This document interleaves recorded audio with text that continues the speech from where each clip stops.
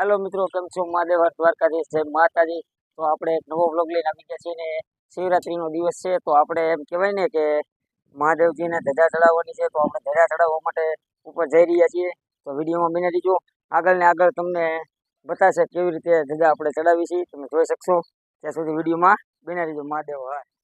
Hello મિત્રો, કેમ છો? તો જો બસ આપણે એમ કહેવાય ઘુમટ માથે પહોંચી ગયા છીએ અને જો આ જૂની ધજા છે, આ જૂની ધજા આપણે કાઢી અને નવી મહાદેવજીની ધજા ચડાવી છે। તો વિડીયોમાં બિના રહ્યો, તમને બતાવું કઈ રીતે આપણે ધજા આરોહણ કરીએ છીએ। ભાઈ, આપણે મહાદેવજીને શિવરાત્રીના દિવસ છે અને એમ કહેવાય કે મહાદેવજીને નવી ધજા ચડાવવી જોઈએ અને બસ તો આવી જ રીતે કાંઈક અમારે ધજા ચડાવવાની પરંપરા છે। ભાઈ, મને ખબર નહીં બીજા લોકો કેવી રીતે ચડાવતા હોય, આપણને ખ્યાલ નથી, આપણે કાંઈક આવી રીતે ચડાવીએ છીએ। તો આ જૂની ધજા કાઢી નાખી છે અને આ નવી ધજા તમે જોઈ શકો છો, ઊંધી છે ભાઈ। 1 મિનિટ, તો આ નવી ધજા કાંઈક આવી રીતે છે, તમે જોઈ શકો છો। મહાદેવજીનું પોસ્ટર પણ અંદર ધજાની અંદર આવી ગયું છે ભાઈ। તો ધજા પહેલાં કમ્પ્લીટ કરી નાખીએ।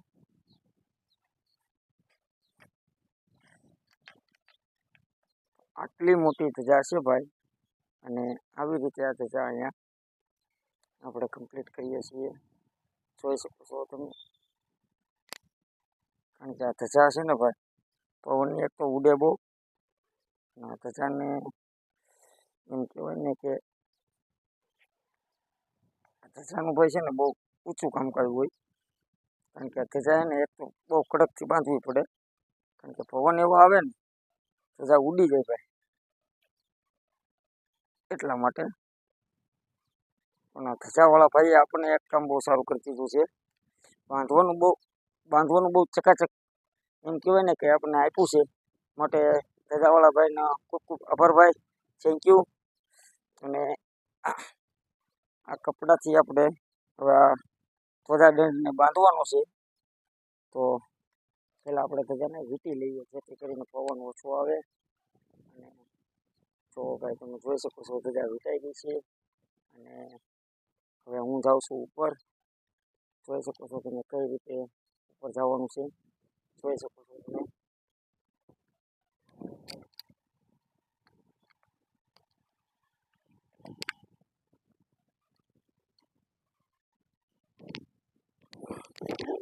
આવી રીતે ચડવાનું છે આની માથે, આવી રીતે। ચાલો મહાદેવ હર। તો આપણે ઉપર જઈએ છીએ મહાદેવની ધજા ચડાવવા માટે। તો મિત્રો બહુ ઊંચાઈ વાળું છે, કોઈ જેવી તેવી વ્યક્તિ ચડી ન શકે, કારણ કે નીચે જોવે તો ચક્કર આવવાની સંભાવના પણ બહુ ઝાઝી છે, માટે ભાઈ કહેવાય ને કે બહુ ઊંચું છે।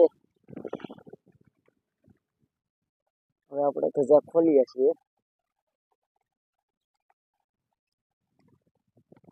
તો ધજા ખુલી ગઈ છે મહાદેવજીની।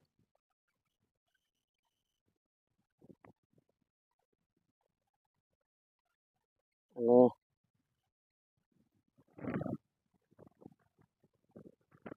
કહેવાય ને ધજા માંડી છે લહેરાવા મહાદેવજીની, પણ કપડું નહીં હાલે ભાઈ, કપડું નીચે લેવા બીજું જવું જોઈએ, કારણ કે આ કપડું થોડુંક જૂનું થઈ ગયું છે, તૂટી જાય છે, બાંધવા માટે કંઈક નીચે પાછું લેવા જવું જોઈએ। ત્યાં સુધી વિડીયોમાં બને રહીજો।